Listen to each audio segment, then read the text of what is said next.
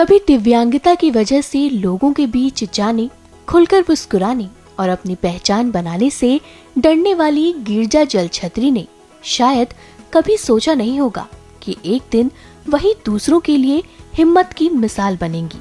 माँ बाप को खोने का दर्द, आर्थिक तंगी, समाज की नजरें और आत्मविश्वास की कमी, इन सब ने उनकी जिंदगी को कई बार तोड़ा, लेकिन उनके हौसलों को हरा नहीं सके। आज रायपुर कलेक्ट्रेट परिसर में चल रही उनकी छोटी सी टपरी द टी एक्सप्रेस सिर्फ चाय और नाश्ते की दुकान नहीं, बल्कि संघर्ष, आत्मसम्मान और आत्मनिर्भरता की एक जीवंत मिसाल है।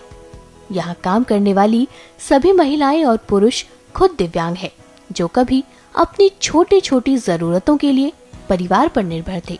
आज वही महिलाएं अपनी मेहनत से कमाकर न सिर्फ अपना खर्च उठा रही हैं, बल्कि अपने परिवार का सहारा बन रही हैं। यह कहानी सिर्फ गिरजा जल छतरी की नहीं, बल्कि उन तमाम दिव्यांग साथियों की है जिन्होंने साबित कर दिया कि दिव्यांगता शरीर की सीमा हो सकती है, लेकिन हौसलों और सपनों की नहीं। पहले बहुत समस्या थी। पहले तो मैं खुद टूटी हुई थी कि मेरे को नहीं लगता था कि विकलांग लोग कुछ कर पाएंगे, कि हिम्मत नहीं रहता था कि हम लोग कहीं जाएंगे, कुछ पहनेंगे, किसी से बात करेंगे तो लोग हम ही को देखेंगे कैसे चल रहा है, कैसे। मैं सैंडल नहीं पहनती थी, ऐसे ही चप्पल पहनती थी, वो भी रस्सी बांध के। और लगता था कि हम लोग थोड़ा सा मेकअप करेंगे तो सामने वाले हम लोग को देख के हंसेंगे, ऐसा अंदर से लगता था।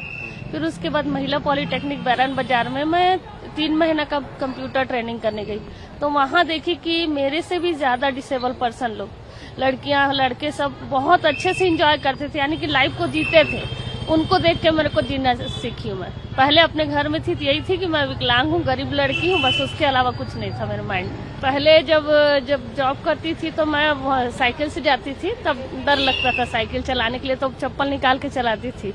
उस टाइम तो उतना पता नहीं चल रहा था, मगर जब मैं सामाजिक सेवा समावेशीकरण प्रोजेक्ट में काम करने लगी तब पता चला कि मेरे से ज्यादा टूटे हुए ग्रामीण क्षेत्र के लोग हैं।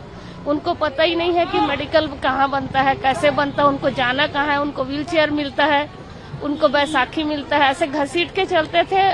उस समय ऐसा लगता था कि बाप रे, इन लोग की स्थिति बहुत बुरी है। कई लोगों का ऐसा रहता है कि डिसेबल है तो उनके पेरेंट्स भी उनका सपोर्ट नहीं कर पाते हैं, उनको स्कूल कौन ले जाएगा। कई लोग तो पढ़े ही नहीं रहते, हिंदी ठीक से बोलने नहीं आती, ऐसे ऐसे हमारे साथ में जुड़े हुए थे। तो जब हमारे उसमें ट्रस्ट में मंजीत बल करके मैडम आई, तो उन्होंने बताया कि आप लोग सिर्फ सर्वे कर रहे हैं, योजना से जोड़ रहे हैं, उसके अलावा उनको आगे बढ़ाना है तो कैसे करना है। फिर उस टाइम में हम लोग सोचे कि हमको इनको रोजगार दिलाना चाहिए।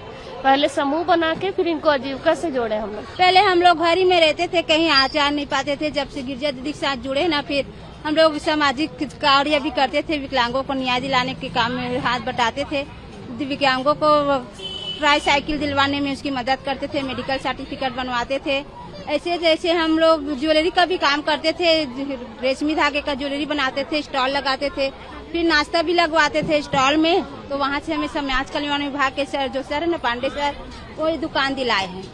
अभी आप यहाँ क्या क्या लाती हैं, क्या क्या? यहाँ मैं सब्जी लाती हूँ, अदरक, मिर्चा, धनिया, जो यहाँ दुकान में काम आ जाता है ना, वो सब्जी लाती हूँ। कैसे लाते हैं? ये साइकिल से, भाटा गाँव रायपुर बाजार है, वहाँ से लेकर लाती हूँ। अच्छा, पहले क्या स्थिति थी आपकी, अब खुद कमा रही खुद है? हाँ, अब मैं अपना हर शौक पूरा कर लेती हूँ अपने पैसे से। पहले मम्मी पापा से मांगना पड़ता था, अब वो नहीं मांगती मैं तो पहले पढ़ाई करती थी, जब फाइनल ईयर कंप्लीट हुआ तो उनके बाद वही 2-3 साल मैं घर ही में थी।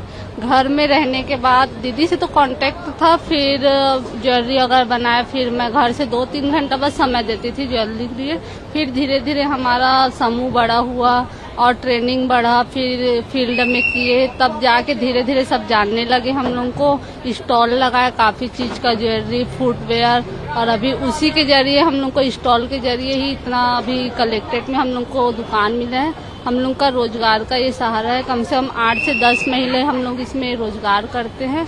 और पहले तो जब नहीं मिला था तो सब अपने अपने घर में वो थे कि घर के डिपेंड में थे, और अभी हम लोग को यहाँ मिल गया है दुकान, तो सब अपने शौक जरूरत के पूर्ति कर रहे हैं। रायपुर की दिव्यांग उद्यमी गिरजा जल छतरी अपनी पहल द टी एक्सप्रेस के जरिए दिव्यांग लोगों को रोजगार देकर आत्मनिर्भर बना रही हैं। उनकी यह छोटी सी चाय की दुकान आज संघर्ष, आत्मसम्मान और महिला सशक्तिकरण की प्रेरणादायक मिसाल भी बन गई है। ये गवर्नमेंट के द्वारा और हमारे अधिवक्ता संघ के द्वारा जो ये इनिशिएटिव लिया गया है दिव्यांगों के लिए हित में, इनका आत्मनिर्भर बनाने के लिए, इनका स्वावलंबन जीवन जीने के लिए बहुत ही एक अच्छा कदम है।